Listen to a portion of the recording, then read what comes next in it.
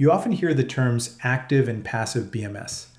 Technically, those describe balancing methods, not whether the BMS disconnects the battery.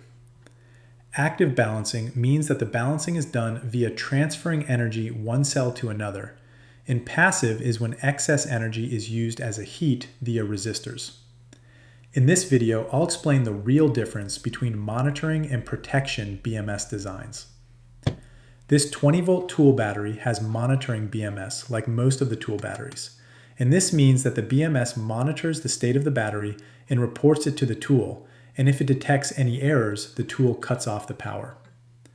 This cordless vacuum has so-called active BMS, and the correct term is protection BMS, meaning the BMS itself can cut the power. Now let's take a look inside of the two batteries.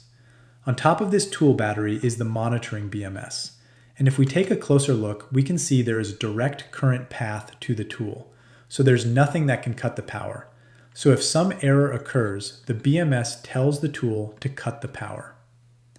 The tool battery itself has one protection method, a fuse. So if, example, there is a short circuit on the terminals, the fuse blows and cuts power to the terminals. Now the vacuum battery. There is clearly something on the current path. These two here are the output MOSFETs, and they are controlled by this IC. IC is called analog front end, or in short, AFE.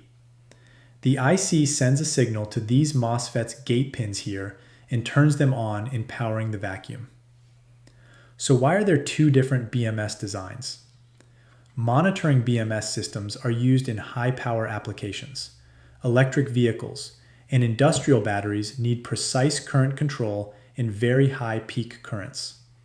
In these systems, the tool or controller decides when to limit or cut power, not the battery.